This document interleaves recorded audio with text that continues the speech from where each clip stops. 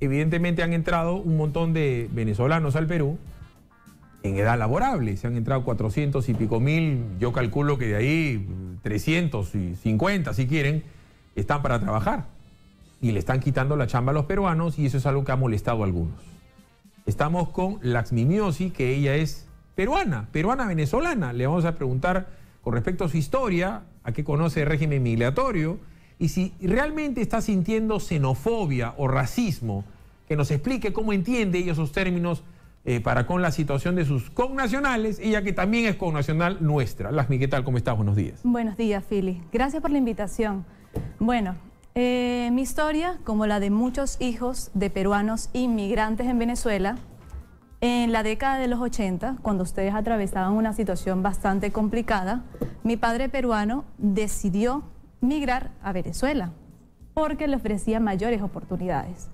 Bueno, en vista de las circunstancias de hoy en día, me he visto en la necesidad de tener que huir de mi país, donde me vio nacer, crecer y me dio formación.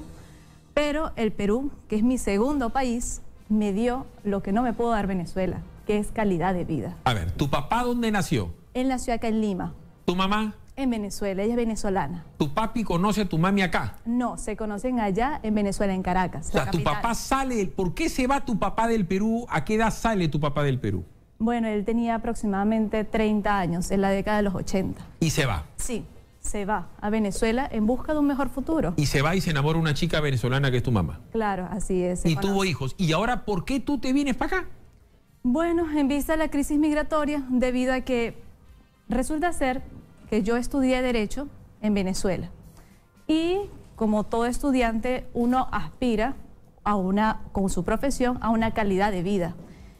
Logré entrar a una empresa reconocida de la localidad donde yo vivía, que es la ciudad de Barquisimeto.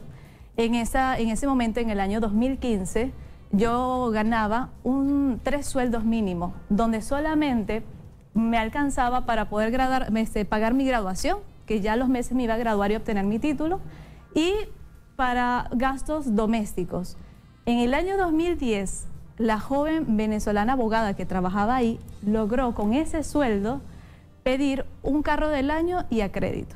Ya ahí se puede ver la deficiencia y la inflación, cómo va incrementando. Bueno, ahora la hiperinflación me sorprendió porque estuve leyendo que de acuerdo al Fondo Monetario Internacional dice que este año podríamos llegar a 1.000.000% de hiperinflación, que es una de las tasas más sorprendentes de la historia de la humanidad.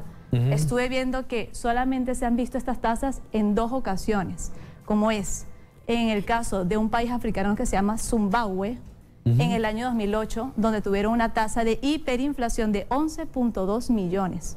Colapsó ese país. Y también ocurrió en el año 1923 en Alemania, cuando culmina la Primera Guerra Mundial. Es sorprendente la hiperinflación a la que se está sometiendo Venezuela y en condiciones bastante absurdas, porque tenemos un gobierno totalitarista, un gobierno que no permite la ayuda humanitaria, un gobierno que no entiende que su fórmula no funcionó. Así de simple, no funcionó.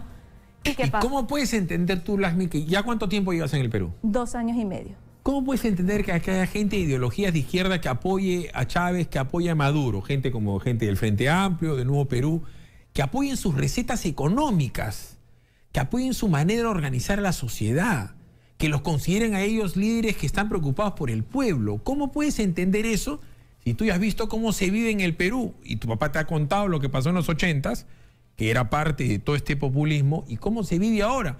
Ya sé que no somos Suiza, yo sé que no somos Argentina, yo sé que no somos Chile desde el punto de vista económico, pero a ti mal no te va en el Perú, por algo te has quedado en el Perú y no te has ido a vivir a Barcelona, o no estás en Madrid, o no estás en Miami.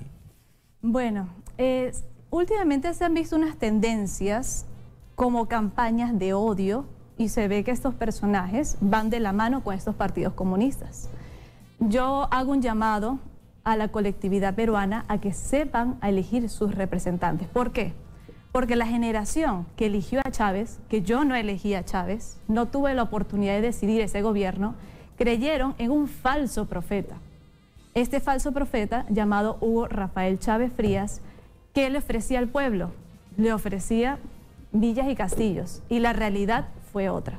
Y ahora vean la consecuencia de Venezuela. La consecuencia es que estamos atravesando la peor crisis humanitaria y no solamente el Perú, sino diferentes países nos han acogido, le agradecemos y nosotros también rechazamos, porque ¿qué pasa? Ahorita, últimamente, con la ola migratoria, también se han visto actos de delincuencia y eso nosotros no lo apoyamos. También hay que destacar que los delincuentes no tienen nacionalidad, Philip. La delincuencia está en todas partes. Que tampoco justificamos que vengan esos venezolanos a cometer actos delictivos. Eso ha sido parte del problema, pero acá yo creo que lo que más molesta a la gente es cuando pierde su chamba por un venezolano. Es lo que más le molesta, porque yo sé que ustedes son buena gente, que son simpáticos, las mujeres son especialmente guapas, eso se ve, caminas por la calle y te das cuenta que una chica es venezolana, que son súper amables y que, claro, están en el mundo de los servicios, están de porteros, están cuadrando los carros en los centros comerciales, están de mozos o están de anfitrionas, están en los casinos, de recepcionistas, y claro, es una chamba que les exige poco a gente que es inclusive profesional. Entonces, ese es algo que molesta a la gente, pero ya están acá 400 y pico mil. ¿Qué sugieres tú hacer? Porque esos, que salvo que los votemos, que no los podemos votar, porque tendrían que cometer algún delito o algo para votarlos, ya están acá. ¿Qué sugieres hacer con los que ya están acá y que tienen que trabajar? Bueno, yo considero que la migración venezolana ha permitido que el Perú se vuelva más competitivo en el ámbito laboral. Eso es positivo y va a permitir un crecimiento económico. Ya existe un régimen laboral, existe un régimen migratorio que está favoreciendo a los venezolanos. Ya ellos tienen lo que conocen como el PTP, que eso permite que organizadamente ingresen a trabajar a las empresas en las mismas condiciones que un nacional. ¿En qué sentido? Que ingresen a planillas, se les hagan sus descuentos, también tienen que pagar sus impuestos. Eso está bien porque estamos contribuyendo. O sea, hay que hacer un llamado a la formalidad. Y por eso el gobierno, no, mejor dicho, Migraciones, la Superintendencia Nacional de Migraciones, ha recortado el plazo. ¿Para qué? Para obligar a los venezolanos a que también todos se regularicen, porque ya nos han dado las facilidades, entonces nosotros también tenemos que poner de nuestra parte y que regularizarnos para entrar a este régimen laboral como corresponde. Son 9:29. Hay muchos que han venido acá al Perú, pero que están de paso y que se quieren ir a Chile y que se quieren ir a Argentina. Entonces obliga a la Cancillería peruana a tener labores concatenadas. Ahora primero con Ecuador, porque por ahí han estado viniendo y muchos a pie, que eso ya se ha frenado desde el sábado en la madrugada, pero hay otros tantos que se quieren ir. La pregunta que dejo picando, ¿cuántos son los que han venido en familia? ¿Cuántos solteros? ¿Cuántos casados? ¿O solteras o casadas? Vienen con el ánimo de irse y tomar al Perú como un paso. Vámonos a la pausa y regresamos para hablar del tema de la existencia o no de la xenofobia antivenezolana en el Perú. Son 9:30. Pausa, regresamos.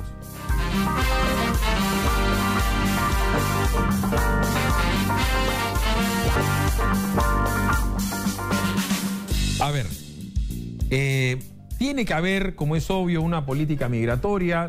Eso es algo que ustedes tienen que saber entender, no es algo usual recibir a 400.000.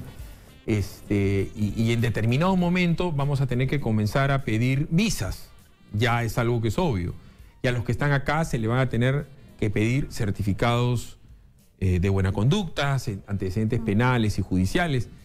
¿Qué va a pasar, porque tú eres abogada, con los que no lo puedan dar? Con los que no tengan cómo darnos un antecedente penal o judicial. ¿Qué hacemos con esa gente? Bueno, te explico, Philip. Acá en el Perú, para hacer cualquier cambio de calidad migratoria y también lo que es el PTP, le exigen lo que son los antecedentes penales del Interpol, que es una base de datos que se encuentra, me parece que es en Francia, y nos tiene registrados a nivel internacional. ¿Y cómo se obtiene esa información? A través del famoso pasaporte. Lamentablemente en Venezuela es muy complicado tener el pasaporte. En mi caso, yo llego y al año, eso fue en el año 2017, en marzo del año 2017, se me venció mi pasaporte venezolano. Hasta la actualidad estoy esperando una prórroga y no me ha llegado. Imagínate. Sucede que muchas personas tienen más de año y medio tratando de tramitar este documento. Por eso es que cuando viene el canciller, también viene el gobierno ecuatoriano y dice, se les va a exigir pasaporte a los venezolanos, todos que entran en crisis, porque es muy complicado tener ese documento, pero en parte te ayuda a tener una migración controlada. ¿Por qué? Porque ellos pueden registrar en su base de datos todos los datos de esta persona, ya que la cédula de identidad venezolana lamentablemente no tiene tanta seguridad como un DNI. El DNI electrónico, me explicaron, que hasta contiene la firma electrónica. Usted se puede encontrar en otro país y de repente ocupa X o determinado cargo y lo inserta el chip y ahí está tu firma electrónica y tiene la misma validez que tu firma. Entonces, acá están solicitando los antecedentes penales del Interpol a los venezolanos y de cualquier otra nacionalidad. Eso está bien porque verifican si esta persona posee o no antecedentes. Y por otra parte, también me gustaría indicar que la Cancillería se pronunció hace unos días donde dijo que el venezolano que no tenga el pasaporte o que no sea menor de edad, una mujer embarazada, una persona de la tercera edad, van a calificar su condición de refugiado, porque esto ya es una condición aparte, que puede entrar sin ningún tipo de documento, pero eso se califica previamente antes de ingresar. Eso lo ve ya el Ministerio de Relaciones Exteriores en su comisión, que es la Comisión de Refugiados. Ahora bien, es una locura, pues, porque evidentemente del gobierno de Maduro uno no va a pedir una ayuda y te la van a dar. Hay situaciones que son insostenibles. ¿Cómo es que tienen que hacer los venezolanos para llevar a sus hijos al colegio? ¿Cómo pueden acceder a un servicio de salud si lo que tienen es simplemente un documento venezolano de identidad? ¿Cómo haces para ir a una posta médica? ¿Cómo están haciendo para atenderse una enfermedad crónica? No tienen seguro social, en el MINSA no los van a atender, en un hospital de la Solidaridad tampoco. Colegios y servicios de salud, que es lo mínimo que uno puede tener. Has tocado un tema bien interesante porque han hecho una campaña diciendo que a los venezolanos les están dando todos los beneficios y cómo es posible que al peruano lo han marginado. Hay que destacar que el peruano, como es el nacional, prevalece, pero también tiene que informarse que los venezolanos que tienen PTP no pueden acceder al SIS. Eso es falso que pueden acceder al SIS. ¿Quiénes son los únicos extranjeros sin calidad migratoria, o sea, sin tener su carnet de extranjería que pueden acceder al SIS? Los niños menores de 3 años, las mujeres embarazadas y las personas de la tercera edad. Pero todos los venezolanos que tienen su PTP tienen que ingresar a un seguro pago o, si no, a su atención médica, a su consulta que paguen. Pero es falso que ellos pueden acceder al SIS. Eso no está dentro de la normativa. Ni al SIS, ni tampoco es cierto que vayan a votar. Ah, no, eso también es falso. Si ya publicaron la estadística y que cuántos extranjeros van a votar y son 26 y de 26 solo un venezolano va a votar. Se piden ciertos requerimientos que no están cumpliendo la mayoría. Así que en esa parte no se vean sorprendidos. El tema de los matrimonios, el casarte con un peruano te da nacionalidad peruana de inmediato, porque seguramente va a comenzar ahora con el tema de los matrimonios bamba, como le decimos nosotros, ¿no? Que hay un peruano que te dice ya, ok, yo me caso contigo, que hay una peruana que te dice yo me caso contigo, y con esto ya vas a tener tu residencia o vas a poder sacar tu DNI o algo parecido. Como ha pasado, dicho sea de paso, con muchos peruanos que han ido a Estados Unidos. Entonces, ¿qué beneficio tiene un venezolano que se casa con una peruana o viceversa? También es una buena pregunta, Philip. ¿Qué sucede? Cuando un extranjero se casa con un peruano, ellos obtienen lo que se llama calidad migratoria de familiar residente. No quiere decir que inmediatamente van a obtener su nacionalidad. Tienen que tener 2 años de matrimonio y 2 años de residente en el Perú para luego optar a la nacionalización. O sea, no es así tan fácil. No es que te casas con un patita y vas a la municipalidad, ya te casaste y vas a sacar tu DNI a la semana, y que ya te metiste al seguro y que estás en el SIS en 2 semanas y ya estás. No es así. O sea, lo que puedes optar es al cambio de calidad migratoria. Te dan un carnet de extranjería por estar casado con un peruano o peruana. Sí, eso sí. Y con ese carnet de extranjería, si cumples con los requisitos, puedes acceder al SIS. Porque cualquiera tampoco puede acceder al SIS. Claro. Tienes que tener una condición económica baja. Claro, o sea, tiene que ser medio complicado que alguien se case para tener su carnet del SIS, ¿no? Exacto, y también que se preste para eso, sabiendo todas las facilidades que nos están dando.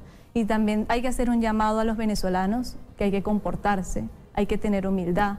El Perú nos ha acogido, nosotros tenemos que sumar y no restar.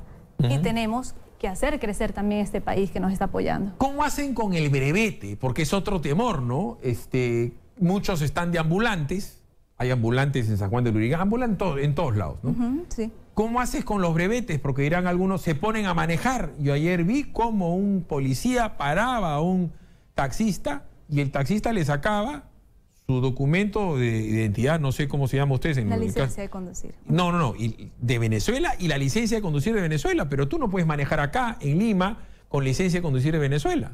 Bueno, la licencia de conducir de Venezuela es internacional y sí se puede conducir. Lo único es que no puedes trabajar como taxista. O sea, un carro particular sí puedes, pero como taxista no. Ahí sí tendrías que ir y solicitar tu brevete de acuerdo a... Tu brevete o tu permiso municipal, que es decir, tu CETAME o tu CETACA. Exacto. Porque esto genera problemas. 9:43. Ahorita Judy nos estaba comentando, ¿no? Se está pidiendo un estado de emergencia en Tumbes. ¿Qué sabe de lo que está pasando en Tumbes a esta hora de la mañana? Porque entiendo que han entrado miles de personas en los últimos días. ¿Cómo es un día en la vida de un venezolano en Tumbes? Bueno, realmente está muy complicado en Tumbes y también en Rumichaca, porque las colas son interminables y duran hasta casi 14 o 16 horas para que puedan sellarle su pasaporte de ingreso. Es bien complicado, pero también me he enterado a través de las noticias que hay organizaciones en la frontera que les están dando alimentos, les están dando agua, o sea, los están apoyando. Esa respuesta solidaria da mucho que decir también de Perú. Y bueno, están ingresando también todas las personas que tienen su pasaporte, los menores de edad, las mujeres embarazadas y también las personas de la tercera edad. Pero también, Fili, hay que destacar algo también. ¿Qué pasa? Hay que pensar quiénes son los que están emigrando. Son aquellas personas que tienen vitalidad. Una persona de la tercera edad no puede salir caminando de Venezuela. Claro. Una persona enferma menos. O sea, la juventud y los adultos que todavía tienen fuerza son los que están saliendo. Pero hay gente que viene con niñitos también. También están exponiendo a peligro a esos niños. ¿Por qué? Porque uno no puede condenar a muerte a su hijo. Hay casos, vi un caso bien complicado, una familia venezolana donde el niño le habían diagnosticado, era un soplo en el corazón y no podían allá tratarlo. Entonces tuvo que huir para salvar la vida de su hijo. Y no le queda otra alternativa. A veces muchos dicen, ¿qué está pasando ahora? ¿Qué dicen algunas personas en campaña de odio? Que los venezolanos tienen que resolver sus propios asuntos. Discúlpame, Philip, pero nosotros vivimos en un mundo globalizado. Y Perú no es una isla, ni tampoco Venezuela.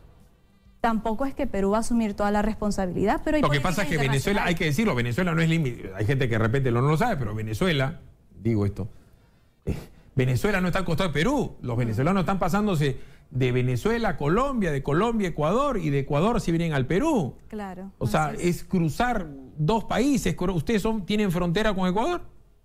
O sea, pero Venezuela, Colombia, sí es Colombia, Ecuador, y de Ecuador ya viene. No, pero me digo, o sea, Venezuela no tiene frontera con Ecuador. No, es con Colombia. ¿Y cómo llegan acá los peruanos que están llegando de Ecuador, los venezolanos que llegan de Ecuador? ¿Por dónde han pasado? Se han comido a pie dos países. Exacto. Y bueno, recién ahora Ecuador ha habilitado unos buses por razones humanitarias para poder atravesar todo Ecuador y traerlos hasta Tumbes. 9:46, que sería bueno tener un despacho desde Tumbes para ver cómo están viviendo los ecuatorianos. ¿Se dan cuenta, la gente que nos escucha, lo que implica salir de tu país huyendo y cruzar dos países en bus, y no voy a decir a pie porque eso le estaría poniendo un drama que es obviamente mentira, pero en las peores condiciones, en buses para llegar hasta acá? Y algunos, repito, se quieren ir a Chile, y de Chile a Argentina, porque ya tienen familia allá. Y es realmente un drama horrible. 9:47, Quique, vámonos a la pausa.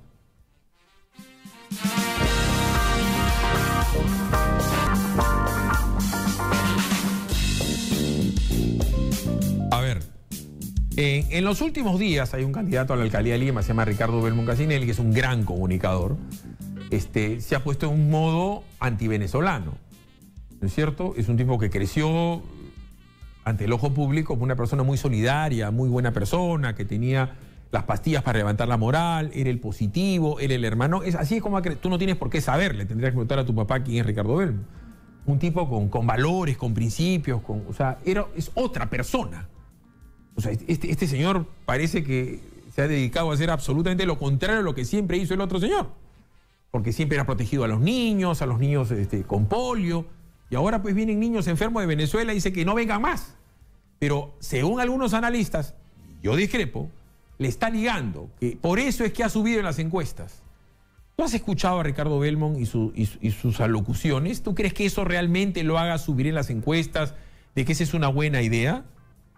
No me parece que estén utilizando el sufrimiento humano como campaña para poder subir en las encuestas.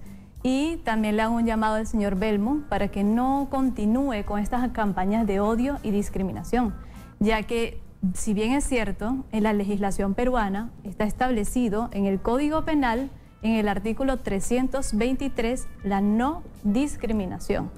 Así que le hago un llamado de atención para que pueda retractarse y tener más respeto a la condición que nosotros ya de por sí estamos atravesando. Está bien complicada nuestra situación como para que usted la haga más difícil a los ciudadanos venezolanos. 9:50 a.m, vámonos a Tumbes con Manuel Pereira para que nos diga qué es lo que está pasando allá en Tumbes a esta hora de la mañana con los venezolanos que asumo están en las calles, en campamentos, donde duermen, a qué se dedican, cómo hacen para trabajar o para comer. Adelante, Mano, buenos días. Buenos días, Philip. Buenos días a todo el Perú. Efectivamente, aún continúan algunos venezolanos en el Centro Binacional de Atención Fronteriza, donde esperan que el gobierno, a través del Departamento de Migraciones, le facilite todo lo que es la carta andina para que puedan seguir su paso hacia la ciudad de Lima. Otros se quedan en la ciudad de Piura, otros en Trujillo, pero muchos de ellos, como llegan sin recursos económicos, como llegan sin dinero, se quedan en la ciudad de Tumbes y proceden a vender caramelos en las esquinas. Otros se dedican al comercio ambulatorio vendiendo queques, e incluso muchos de ellos, cientos de ellos, se dedican a la venta de helados, recorriendo en carretillas casi toda la periferia de Tumbes, centros poblados, asentamientos humanos y diferentes sectores. En tanto, hay gente de centros poblados como La Palma, pueblos fronterizos como Zarumilla, que están haciendo ollas comunes, preparando el almuerzo, desayuno, sándwich, refresco para llevar a la gente que aún se mantiene en el Centro Binacional de Atención Fronteriza. Es el lado humano de la gente que está ubicada precisamente en los pueblos de frontera, Philip.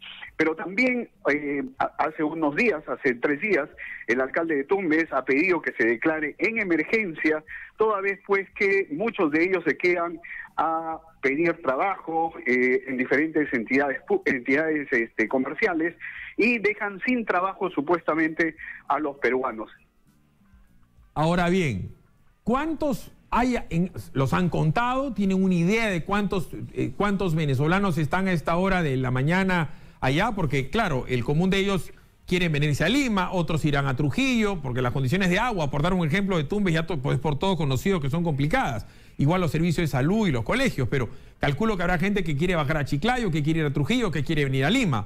¿De cuánta gente estamos hablando? Estamos hablando de aproximadamente entre 1.000 a 1.500 personas venezolanas diariamente que tratan de salir de Tumbes.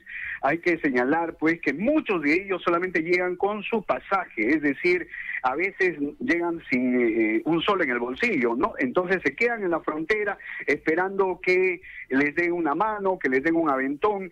Si bien es cierto, hay algunas organizaciones que les pagan el pasaje desde el CEBAF, desde el CEBAF, que es el Centro Binacional de Atención Fronteriza, que está ubicado a unos 25 minutos a 30 minutos de Tumbes, pero para que esos vehículos los traigan a Tumbes. Esos vehículos los dejan en los parques, los dejan en las plazas, pero los dejan sin un sol. Entonces ellos se quedan por 1, 2 o 3 días vendiendo caramelos, como lo decíamos hace unos momentos, hasta juntar algún recurso económico para poder trasladarse hacia Piura y luego a Trujillo y así sucesivamente, Philip. Y efectivamente el problema se agudiza porque muchos de ellos a veces vienen con enfermedades respiratorias, Es por eso que el director regional de salud ha señalado pues que los medicamentos en algún momento van a tener que agotarse. Se está atendiendo un aproximadamente de 80 a 100 venezolanos en el Hospital Regional de Tumbes con diferentes enfermedades. Muchos de ellos vienen pues con enfermedades transmisibles sexuales también. Entonces hay preocupación por parte de las autoridades a fin de que el gobierno busque una manera también de apoyar a las autoridades locales a fin de poder equilibrar la balanza en ese sentido. Correcto.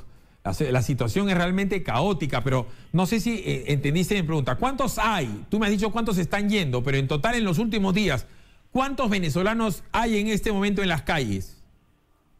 Un aproximado de entre 400 a 500, y podría atreverme a decir que hasta 1.000 personas en las calles, ubicados, vendiendo ropa en los mercados, vendiendo helados. Es decir, solamente vendiendo helados hay un promedio de 250 a 300 Ya, correcto, personas pero esa es una cantidad muy pequeña. Quiere decir que ya salieron de Tumbes, que están viniendo hacia Lima. Porque entraron 5.000 un día, 3.000 el otro, o sea, todos han estado... Son trabajos temporales que lo hacen con la finalidad de juntar un poco de dinero para trasladarse a las ciudades del sur, vale decir, como te decía, Piura, Trujillo, Chiclayo, y el último paradero se podría decir que es la ciudad de Lima. Y es por eso que ellos tratan de juntar lo más que pueden para trasladarse a Lima, porque ahí los están esperando sus amigos, sus familiares o algún pariente, donde les indican que pues que ahí sí pueden hacer mucho más dinero o tener más recursos económicos. Ok, muy amable, gracias Manuel. 9 de la mañana con 55, bueno, es evidentemente una cosa atroz, pero ¿en qué va a quedar esto? Hablamos con el congresista Víctor Andrés García Belaúnde, dijo que al final del día esto va a haber van a comenzar a sumar, van a ser parte de la población económicamente activa. ¿Hay alguno de estos venezolanos que tengan capacidad de venir a hacer inversiones? ¿O los venezolanos con dinero se han ido a otros países? ¿Alguno de estos venezolanos va a venir a poner un negocio o algo? ¿O estos venezolanos son los que realmente están en absoluta carestía y vienen a competir por la mano de obra, vamos a decir, barata? Bueno, también hay venezolanos emprendedores que han venido a invertir. Hace unos días también vi un programa en la noche donde un señor ha puesto su restaurante venezolano en la zona de Miraflores y ha contratado hasta ciudadanos peruanos. Y es más, también me han contactado de Venezuela. Pasa es que hay que ver cómo se adaptarían las normas o cuáles serían las facilidades para que los venezolanos empresarios allá puedan abrir una sucursal en el Perú sin tanto trámite. Eso sería lo que deberíamos también informarle y también motivar a que el venezolano venga a invertir, porque todavía hay personas que tienen un pequeño capital y en vez de emigrar bajo estas situaciones tan precarias, analiza la situación e invierte y aprovecha. 9 de la mañana con 57, y te preguntaba por los venezolanos que son de clase media alta o de clase alta. ¿Esos siguen viviendo en Venezuela? ¿Se han ido a vivir a Miami? ¿Se han ido a Europa? ¿Se han ido a México? ¿Se han ido a Costa Rica? Porque asumo que la gente de más recursos es la que más plata tiene para irse y dejar sus negocios o llevarse sus ahorros. ¿Cuál es la situación de la clase media y la clase alta venezolana? ¿Siguen viviendo en Venezuela? Lo que sucede es que tenemos varias oleadas migratorias y la primera oleada, que fue la de mejores recursos económicos, ellos ya habían previsto esa situación y se situaron en zonas donde evidentemente los venezolanos de pocos recursos no pueden. Pongamos en Estados Unidos, en Europa, otros países, en donde necesitamos mayor capital para poder migrar. Ya los que no contábamos con esos recursos tuvimos que decidir por un país de Latinoamérica. Es complicada la situación. ¿En qué va a acabar lo de Venezuela? Yo siempre le pregunto al final de las entrevistas a los venezolanos, ¿esto va a terminar en un magnicidio, en un asesinato, en una revolución? Porque parece que por los causos democráticos no tienen cómo, ¿no? O sea, siempre sale con una, sale con otra. Maduro tiene todavía apoyo de determinada cantidad de gente. Él tiene, parece, cómo hacer que esto dure para siempre. ¿Esto puede ser algo tan largo como el régimen de Castro en Cuba? Lo que pasa es que ya esto fue un sistema implantado desde el año 98. Todo esto estaba programado para que sucediera de esta manera, debido a que ellos empezaron a implementar sus famosas misiones. Ellos empezaron a educar a la nueva generación a una ideología comunista, socialista. Es más, yo hace unos días vi una entrevista de una venezolana que es del partido de Maduro, donde ella refiere que todavía seguiría apoyando al gobierno, y eso también me sorprende porque se ve la carencia de la educación, y la educación te hace ser libre. Y eso es lo Correcto. que ellos no le están dando al pueblo. Ha sido muy amable. Gracias, Gracias. Lasmi. Bueno, ha tuiteado el expresidente Alan García.